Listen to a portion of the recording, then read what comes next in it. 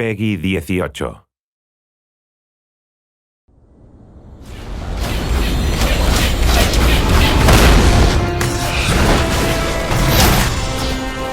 There's nothing better than encountering a monster and just having a hell of a time trying to kill it.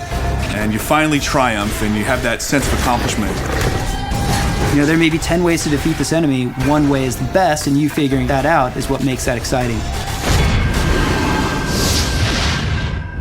I think one of the challenges in making a new fantasy world that's unknown to players is it needs to feel familiar without being just a clone of things that are done before. Get it? Yep. All right. We've sort of taken a very dark spin on some of the classic creatures you might expect to find in a fantasy game. As if we didn't have enough troubles. As an animator, we have some great creatures in the game that are super fun to hand key. We look at references, spiders and alligators, reptiles, birds, all these things. And it's going on the stage and shooting all day in motion capture. Action. The studio here is great to just fire it up. You could take an idea, motion capture it, process it, and put it in the game, on the same day. Run for it! We're trying to give the player an experience of wanting to move through the areas and kill all the creatures that are stopping them, not just for the sake of killing the creatures, but to find out what's going on. Somebody please!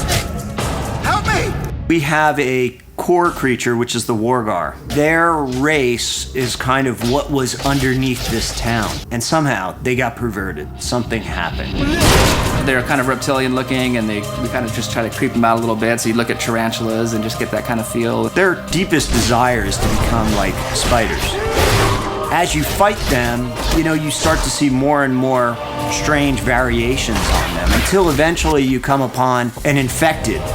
And an infected has actual spider legs. You come up to him and you start to realize, hey, this guy's got magic. And he's also teleporting all over the place. So you're like, you're just about to shoot him and he goes off to another place. Fast, threatening, super intense, kind of creepy, pretty effective. Great. More bugs. I like the Minotaur, because they charge the crap out of you.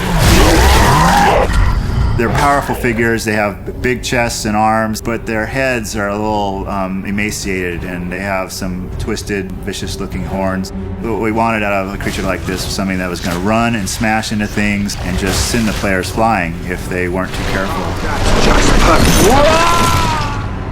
I'm loving the assassin right now. She's a very kind of sexy, quick character that takes on the guys and pops through different environments. Basically, her head is on a staff, and she also teleports like the infected Wargar. What she does is she'll place this staff in the world, and you're like, what the hell's going on? Next thing you know, this staff is fighting you, and she's fighting you. Anuvan is the dark force behind whatever badness is happening throughout the land. But it's not clear at all what it is that he's really up to. And we reveal that to the player slowly throughout the course of the game, and ultimately you find out who he is, and what he's up to. Good for you. When you walk into arena, you have to take the time to look at the enemies that are there and what their strengths and weaknesses are, and then figure out what is your best strategy to go in there. It's not going to be the same every time. You're going to have to use some tactics and some planning. Because the best combat to me is one where I'm using my brain and I'm thinking of the trade-off. Action, chaos, then you take a breather and you get a story moment, and then it leads you on your path. I think overall it's just this really rich experience. It's a great world to delve into.